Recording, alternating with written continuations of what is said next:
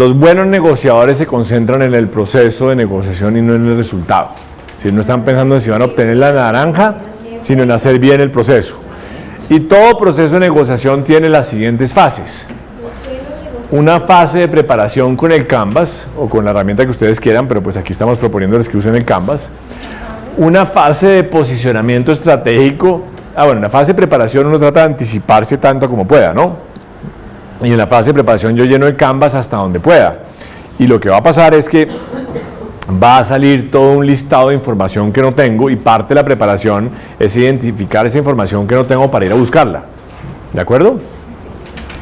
Luego viene la fase de posicionamiento estratégico, en la cual estoy tratando de cambiar el balance de poder. Es en esa fase donde yo intento mejorar mi alternativa y desmejorar la alternativa de mi contraparte.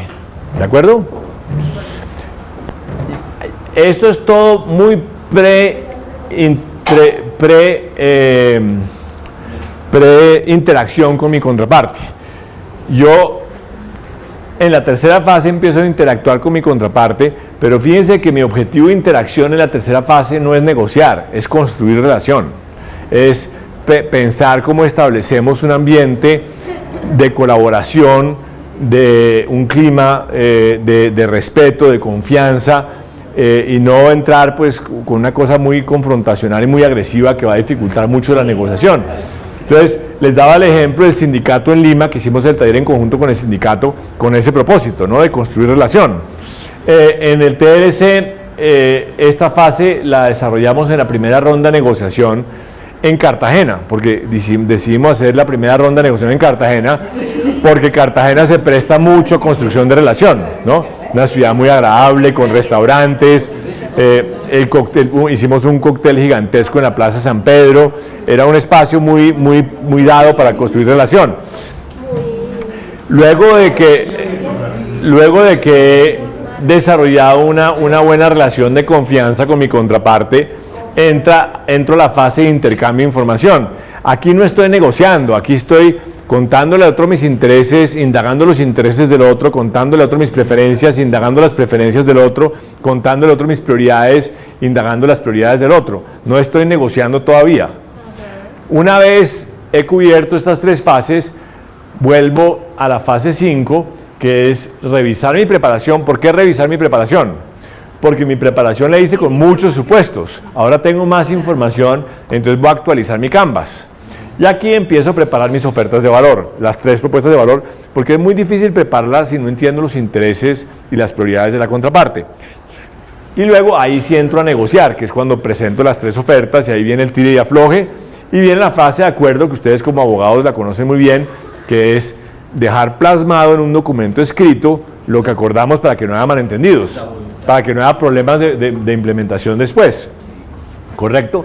Claro, aquí estamos describiendo un proceso muy lineal, pero en la vida real no es así. Es un proceso muy iterativo. Uno está en la fase de negociación, se da cuenta que le faltó información, vuelve a la fase de intercambio de información, vuelve a la mesa de preparación, hubo un malentendido entre las partes, toca reconstruir la relación. Entonces, es una descripción lineal de un proceso en el fondo que es muy iterativo. Pero cuando uno tiene las fases en mente, uno negocia mejor. Entonces, para mí, como los dos elementos fundamentales para negociar mejor es prepararme muy bien con el Canvas, usar el Canvas durante toda la negociación para navegar el proceso y concentrarme en el proceso. Si yo lo hago mentalmente, ok, voy a interactuar con el otro, voy a empezar por construir relación. Fíjense que eso es lo que hago, lo que hice en el taller. Esta mañana todo ese ejercicio inicial es que se construya relación entre ustedes, porque si ustedes se relajan entre ustedes, se relajan conmigo también. Entonces, fue toda una dinámica de construcción de relación, lo que hice esta mañana con las preguntas y con la dinámica inicial. ¿Sí? Eso es así de sencillo y así de complicado al mismo tiempo. ¿Está claro el concepto de proceso? Sí. Bueno, ¿alguna pregunta sobre el proceso? Hablemos un poquito de las dos fases, de la fase de construcción de relación y de intercambio de información. Yo que creo que es efectivo construyendo relación. Los buenos negociadores buscan muchas similitudes, buscan puntos puntos comunes con su contraparte. Entonces, por ejemplo, si uno es yo soy ciclista montaña. Entonces, si uno es ciclista montaña y encuentra que el otro es ciclista montaña, uno inmediatamente conecta. Si uno tiene, cuando yo tenía mis hijos jovencitos y había otros papás con hijos jovencitos, uno inmediatamente enganchado, no, usted no ha podido dormir, no, usted no duerme nunca. Los pobres fumadores se vuelven muy amigos porque los despachan a todos para afuera. Entonces conversan afuera, no, es que nos sacan siempre eso de tener que bajar a fumar. Cuando la gente encuentra que la otra gente se parece a ellos, tiende a confiar en esa gente. Entonces los buenos negociadores tratan de encontrar esas similitudes y hacerlas visibles, ¿sí? Yo creo que ser muy genuino es una forma de construir relación. Uno tiende mucho, porque así nos han educado, a asumir roles. Sí, por ejemplo, yo trato que no me digan doctor, primero porque no soy doctor, y porque yo soy Pablo, y soy Pablo para ustedes, y soy Pablo para mi hijo. ¿Yo por qué tengo que cambiar de rol? Yo no tengo que asumir un rol de profesor. Yo puedo ser la misma persona cuando se enseño, trato de serlo más, porque eso es más auténtico. Los roles uno los asume porque uno se protege detrás de los roles. Entonces uno asume el rol de papá, uno asume el rol de experto, el rol de abogado, el rol de funcionario del Estado. Esos son roles, pero eso no tiene nada que ver con lo que uno es. Entonces, si uno se desmonta de esos roles, uno se puede acercar más a la gente. Entonces yo no creo mucho en esos roles. A mí eso, además porque si el otro quiere jugar los roles y uno no le para bolas, se termina cansando, ¿sí? Bueno, esa es otra cosa. Lo otro que yo creo en construcción de relación es aprender a tener la capacidad de estar muy presente. Es decir, uno cuando es consultor aprende a hacer eso. Yo cuando estoy con un cliente no puedo estar pensando en mi hijo y en que tengo que parquear el carro y en miércoles el problema que tengo con la caja de la oficina, porque no estoy presente y la gente se la pilla inmediatamente. Una de las cosas que agradece la gente es la presencia que uno le ofrece. Cuando uno está totalmente presente, la gente se lo agradece mucho porque nadie le ofrece eso a la gente. A uno, nadie se sienta a escucharlo. Yo como consultor he aprendido que la mejor forma de hacer consultoría es quedarme callado, que me cuenten cosas. Y no se imaginan cómo la gente agradece ese espacio que uno les da para que los escuchen y le echen su cuento. Entonces lo que he aprendido es hacer preguntas y la gente, eso le va ordenando la cabeza, casi que hacen terapia solitos contando el cuento. Eso le gusta mucho a la gente. Entonces esa presencia yo creo que es fundamental. El peor enemigo para mí de construir relación y manejar una negociación es el ego. Sí, y el ego uno se le dispara facilísimo. De hecho, cuando uno asume un rol, es el ego asumiendo un rol, es el ego que está asumiendo el rol de profesor o el rol de funcionario, ese es el ego. ¿Y qué le gusta al ego? Al ego le gusta destacarse, ¿sí? Sí, el ego le angustia mucho no destacarse. El ego tiene que identificarse con algo porque si no le produce mucho, se angustia mucho. Y el ego siempre o busca tener razón o busca mostrarse superior. Entonces, cuando uno entra a un conflicto, ya los dos egos entraron afilados, ¿sí? Y es muy difícil negociar desde el ego de uno, porque el ego de uno le hace perder todo de vista, además le cierra esa visión sistémica que yo les he venido diciendo que tengan, porque el ego se estresa y lo que quiere es defenderse, entonces se focaliza mucho en esa visión lineal, ¿sí? Y si ustedes le disparan el ego al otro, lo que hacen es complicarse la vida a ustedes. Por eso yo creo que cuando uno está manejando situaciones difíciles, es mucho más crítico aprender a manejar las emociones de uno que las del otro, ¿sí? Porque si uno se le salta la piedra, perdió el control. Y hay gente que va a negociar con ustedes para saltarle la piedra, porque saben que al saltarle la piedra ustedes pierden control. Oscar Wilde o no sé cuál, o Mark Twain, alguno de esos ingleses chistosos, muy inteligentes, decía: nunca discutan con alguien menos inteligente que ustedes, porque si lo hacen, los van a bajar a su nivel, y en ese nivel son mejores que ustedes. Y es un poco lo mismo, no discutan con gente agresiva, egótica, porque los van a bajar a ese nivel, porque cuando uno se va al ego, uno está bajándose, no se está subiendo, uno baja de una conciencia sistémica, ecuánime, que es capaz de analizar, de su sabiduría natural, y uno se baja a un nivel totalmente primitivo, ¿sí? Y en ese nivel esa gente es mejor que uno, porque lo han practicado mucho más que uno. Entonces uno no se puede permitir bajar a ese nivel, ¿sí? Uno tiende... Y por eso acuérdense siempre los 9 puntos y cómo su creencia que no se puedan salir de la cajita no les permitió encontrar la solución. Claro, que yo les diga que todas sus creencias son relativas, pues en teoría les suena que puede ser, Pero la verdad, cuando les toque una creencia fuerte, van a decir, no, ese tipo está loco. Pero las creencias son un obstáculo a ver el otro, ¿sí? Y a entender al otro. Entonces, si uno no es capaz de desmontarse de su punto de vista, no puede ver, no va a tener esa visión sabia, sistémica que necesita tener. Pero claro, en un conflicto como los que manejan ustedes, en que uno siente que el otro está tumbando al Estado y está tratando de aventajarse, es muy difícil no ver al otro como el diablo. Es muy difícil no demonizar al otro, ¿no es así?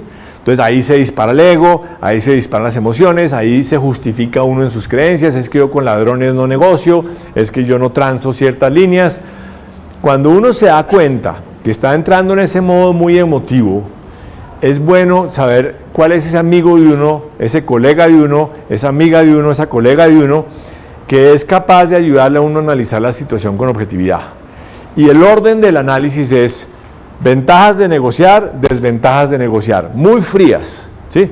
Y después de que yo decida que las ventajas de negociar son mejores que las de no negociar, o las ventajas de no negociar son mejores que las de negociar, paso mi decisión por un filtro ético. Pero si yo primero paso mi decisión por un filtro ético, sesgo mi análisis. ¿Sí lo ven? Si yo arranco por el análisis ético, sesgo el análisis, porque voy a justificar que no puedo negociar con el otro.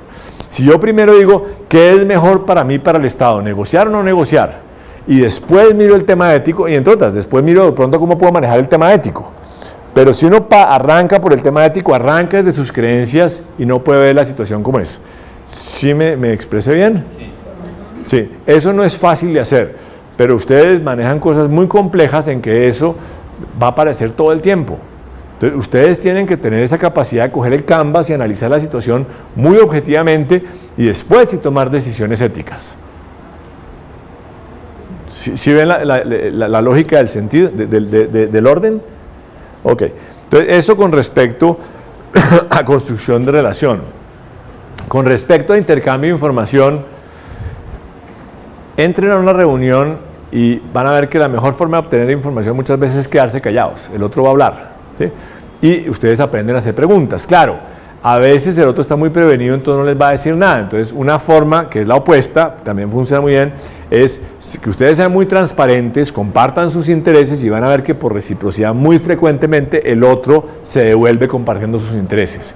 Pero si ustedes pretenden que el otro les cuente cuáles son sus intereses y ustedes son totalmente herméticos, totalmente desconfiados, eso no va a pasar, ¿sí?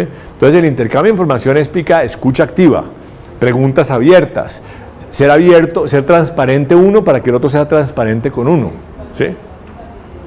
Entonces, esas son dos sugerencias para la fase de construcción de relación e intercambio de información.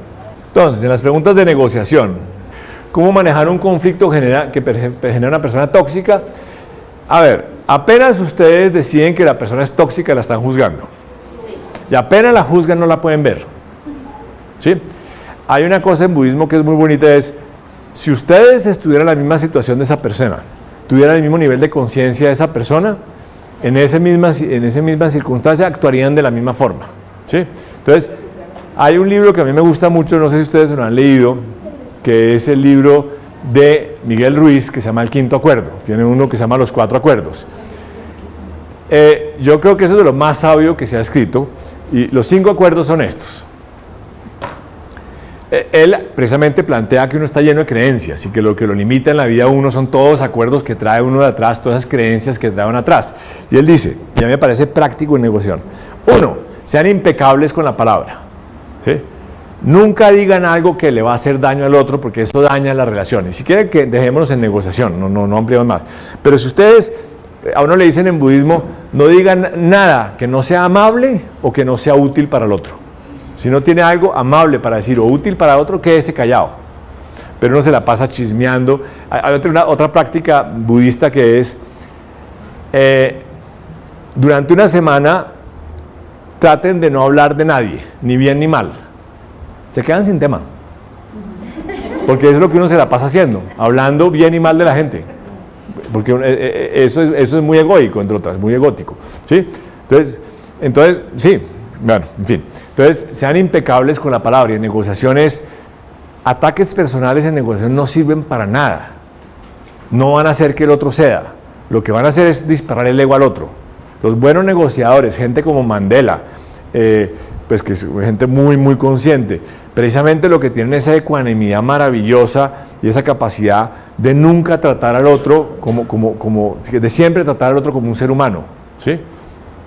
Entonces, eso es, sean impecables con sus palabras, no digan nunca nada que no sea amable, que no sea útil y que vaya a herir la relación.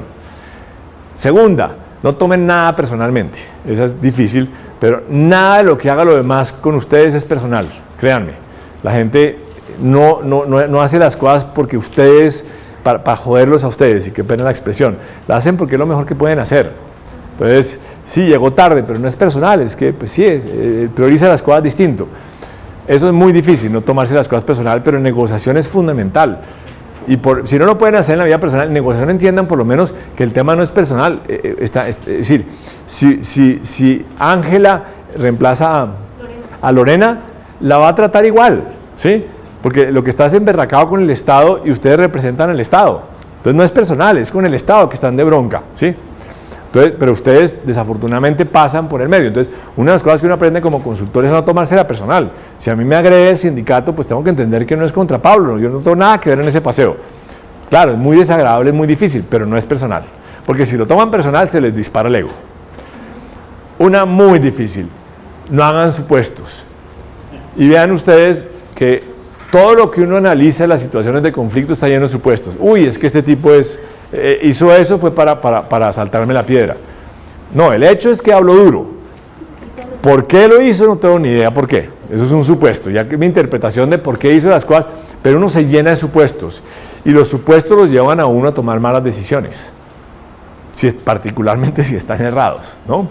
Por eso todo este juicio de llenar el canvas, de entender los intereses, porque eso me da más objetividad en el análisis. La otra, sean escépticos, no se crean las cosas, ¿sí?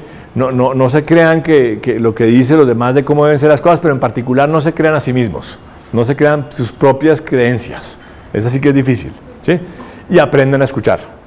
Y la quinta, que es, hagan lo mejor que puedan todos los días, es decir, sean conscientes de esto y todos los días traten de repetir los 5 acuerdos y de mejorar en los 5 acuerdos. Eso es lo que dice Ruiz en un resumen cortico, pero a mí me gusta mucho. ¿Cómo se maneja una situación de negociación en que no se puede cambiar al negociador y una de las partes lo tiene deslegitimado? Eso me parece muy circunstancial, no tengo una respuesta genérica, pero pues por un lado, uno muchas veces si la relación está desgastada, y es el ejemplo de la flexibilidad táctica de los agentes, uno cambia a la gente porque ya el desgaste no se puede rescatar.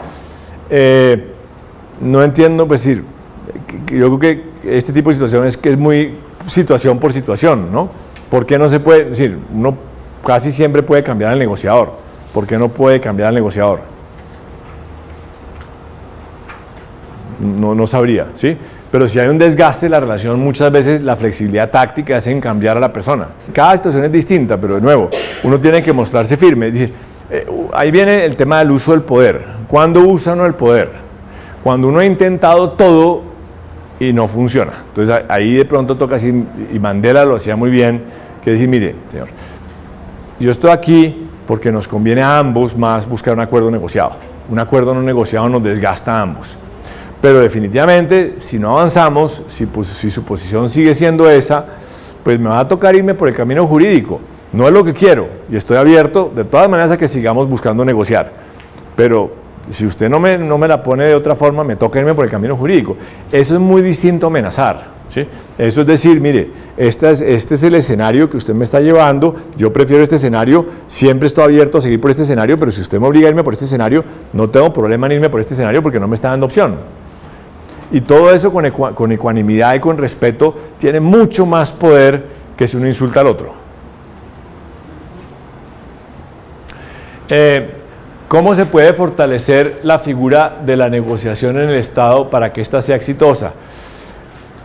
Pues por un lado lo que se está haciendo, entrenando gente y creando, y eso no existe mucho en las organizaciones, creando una capacidad de negociación. Y por eso nosotros nos fuimos al tema de herramientas, porque si uno entrena a la gente en negociación y les dice después, hagan lo que puedan con esto, cada uno va a ir con su estilo. Si uno se casa con una herramienta y un proceso y lo empieza a repetir y replicar y socializar y dice, déjeme ver su canvas de cómo negoció con este señor, porque tengo una negociación parecida y quiero ver qué fichas de valor puso y cómo manejó las alternativas, empiezan a crear ustedes un conocimiento y una curva de aprendizaje. Si tienen el mismo lenguaje, las mismas herramientas, si la herramienta es accesible para todo el mundo, si tienen ejemplos de negociaciones exitosas y fallidas documentadas, todo eso crea una curva de aprendizaje.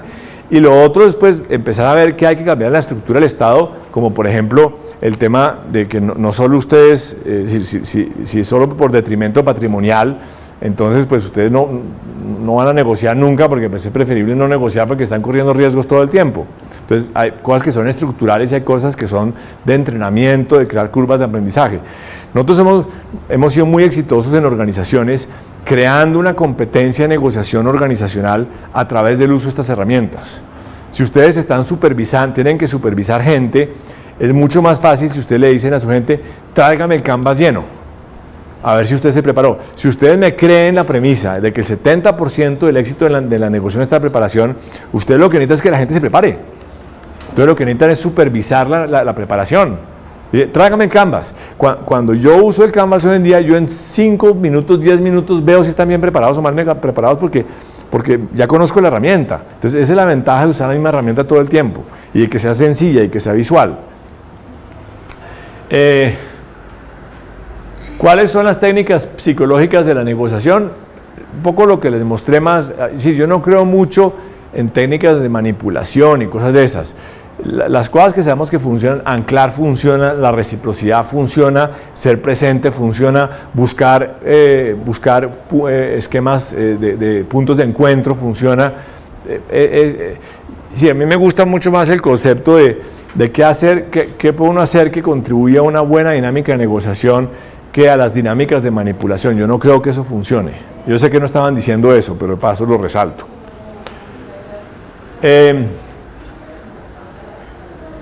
¿Cuáles son las técnicas?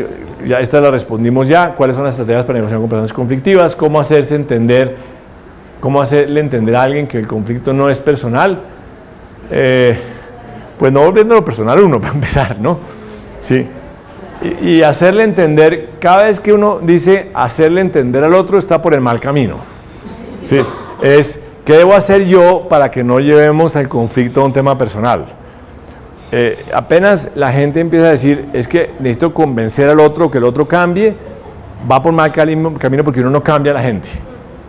Cambiar el punto de vista de la gente es muy difícil. Uno lo que puede hacer es cambiar la interacción. Entonces, si el otro entra agresivo y yo no le respondo agresivo, ¿qué le pasa al otro? Eventualmente no tiene con quién pelear. ¿Sí?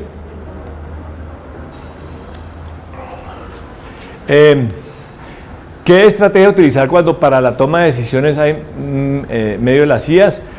Yo sé que eso es difícil, les di el ejemplo del TLC, no sé qué pueden hacer ustedes, pero por ejemplo, yo me imagino que si ustedes pueden mostrarle a las IAs con un análisis bueno, las opciones negociadas y las opciones no negociadas, de pronto eso lo entienden mejor, no sé, eso fue lo que hicimos nosotros, es mostrarles cuál era nuestro esquema de negociación y cuáles eran las opciones y mostrarles si negociamos pasa esto, si no negociamos pasa esto. No sé qué tan fácil es eso. Eso de pronto lo que requiere es un análisis un poco más profundo. Las IAS, ¿qué se me dicen las IAS? ¿Qué literatura o talleres pueden aportar enriquecimiento en el lenguaje no verbal? A mí me gustan mucho los libros de Ruiz, esos me parecen como muy buenos, independientemente que por qué los lean, me parece que dan unos tips muy buenos para la interacción. Les puedo mandar una bibliografía de negociación si les interesa. Desafortunadamente, vamos a buscar lo que hay en español, buscamos en internet los libros que están sugeridos en la lista que mandamos a los Andes, cuáles están en español y los traducimos para que ustedes lo puedan buscar acá. Hay mucho traducido de esos libros, entonces con mucho gusto les mandamos eso. ¿Cuándo hay que negociar? ¿Cuándo está el problema? ¿O antes? Pues, ¿qué hemos aprendido? Que hay que empezar a prepararse mucho antes de que aparezca el problema, ¿no? Es decir, todo el tema de prevención de crisis es anticiparse, ¿sí? Y mucho de este análisis de mapa de actores lo hacemos como herramienta de prevención de crisis, inclusive antes de que haya que negociar, precisamente para prevenir las crisis. ¿Qué parámetros utilizar para negociar en temas financieros? Ahí también me parece muy general porque esto es muy coyuntural. Ahí el tema es de equipos. Es que yo tengo que entender qué equipo tengo que armar para cada negociación, porque si uno no es experto en finanzas, no hay parámetros financieros que sirvan. Es decir, cada tema financiero es distinto, cada tema técnico es distinto. Es como si yo les dijera qué parámetros jurídicos debo tener en cuenta para negociar. Pues depende de la negociación. Entonces lo que tengo que pensar más bien es qué equipo necesito tener para tener las habilidades, el conocimiento, la información y la influencia que necesito para negociar. Ok, ahora vamos a las personales. ¿Cómo ha logrado usted persuadir al comité de conciliación para negociar? Ese no lo entendí muy bien. No, Sí. si de pronto ha tenido la oportunidad de llevar algún caso a un comité de conciliación. No, pero digamos que sí, cuando negocio con el Estado, sí involucro muchísimo en el análisis del lado privado, el que tenemos que presentarle al funcionario una solución que lo blinde. En que tenemos que pensar muy bien en que dentro de los intereses tenemos que entender esos intereses de riesgo del funcionario, porque si no se nos enreda la negociación. Que no vamos a decir, mire, ese es problema suyo. No, tenemos que pensar nosotros muy bien qué tenemos que hacer para que la solución sea viable no solo para el Estado, sino para el funcionario. Que es el concepto de mapa de actores y los intereses de los actores. ¿Cómo se negocia lo que no es negociable? No se negocia. Sí. Pero lo que es importante, que les decía ahorita, es decidir que no es negociable de forma inteligente, no decidir de forma, no volvernos ideológicos o emocionales y decir no es negociable. Es decir, ventajas, desventajas, y después lo filtro por la ética y veo si es negociable o no es negociable. Sí, esa pregunta se refería más, por ejemplo, que los impuestos no son negociables. Ah, no, claro, hay cosas que no son negociables.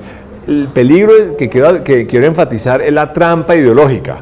Es cuando uno dice, yo con ladrones no negocio. No. Sí, si Mandela hubiera tenido esa actitud, no hubiera negociado el fin del apartheid. ¿Sí? Sí, esa fue la gran discusión, esa es la gran discusión de la negociación de paz. Es decir, que fue un intercambio de entrega de armas contra reducción de penas. Y digamos que yo tengo mi propia visión ahí, pero hay una visión práctica, y es que si uno no va a intercambiar algo, la gente no va a negociar. ¿Sí? Claro, hay que ver hasta dónde, pero fíjense que es el gran dilema, los perdonamos demasiado, los perdonamos muy poco, y están los ideológicos, es decir, no, es que no hay que perdonar nada, pues no hubiera negociado. Entonces seguimos en guerra. Entonces, claro, para la gente que está lejos del conflicto, seguir en guerra no tiene problema. Para la gente que está en el conflicto, seguir en guerra es un rollo muy distinto, ¿no? ¿Cuál es su experiencia laboral? Entonces, ya le conté, pero inicialmente estudié literatura, después estudié ingeniería mecánica. Fui ingeniero un rato. Por el camino hice negocios y me quebré. Cuando me quebré dije, bueno, ¿ahora qué voy a hacer en la vida? Entonces dije, lo que me gusta es enseñar negociación. Entonces me puse a enseñar negociación y terminé de consultor. Entonces así como sencillito. En el proceso pues empecé como profesor de los Andes, después terminé como profesor en la Universidad de Columbia en Nueva York, después de ahí salté a ser profesor en la Universidad de McGill en Montreal. Y hoy en día ando muy vinculado a la Universidad de Kellogg por el tema de innovación. Entonces tengo un balance entre lo académico y el tema de consultoría, que es muy chévere porque lo académico me obliga a estar al día y lo de consultoría me obliga a ser práctico. Entonces por eso ando lleno de cuentos. ¿Sí?